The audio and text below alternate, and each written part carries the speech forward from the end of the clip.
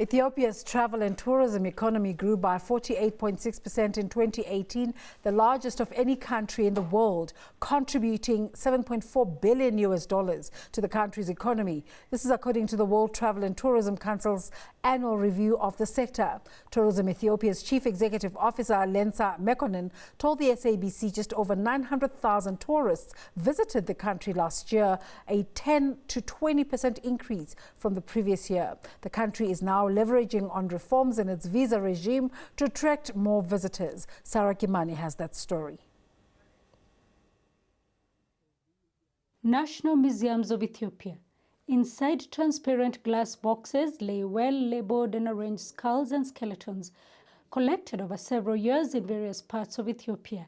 Here lies evidence that the early man originated from this East African nation.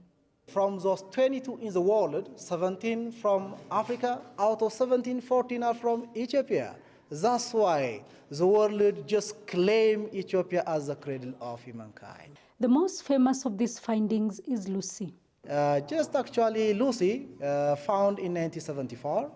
Every year, 300,000 people walk through these doors in search of their history and the history of mankind. I want them to know that they are ancestors.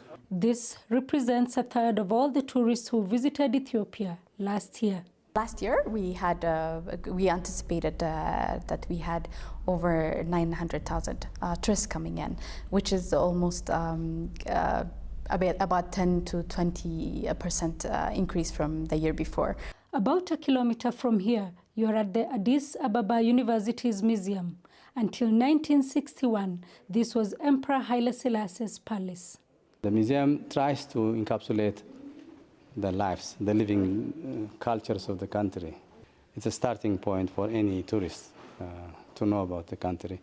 Has to come and acclimatize himself before going to the field. We've seen childhood, adulthood, and the life in Ethiopia. The emperor's room still intact, and some of his most famous clothes still well preserved.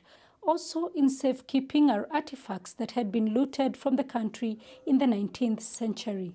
And thousands of them are still in the British National Museum, but this is what has been returned to our museum from the grand-granddaughters of the soldiers who were sent to Ethiopia. Europe tops Ethiopia's tourist source market, but the country is reforming its visa rules to allow more Africans into the country.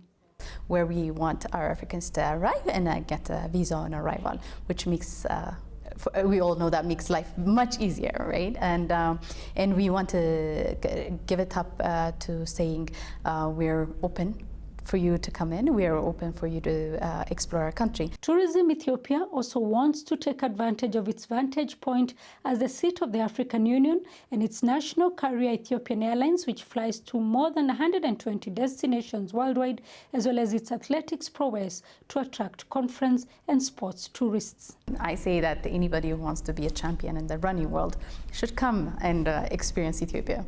The country has set itself a 5-year target to be a leading tourist destination in Africa. Kimani, SABC News, Addis Ababa, Ethiopia.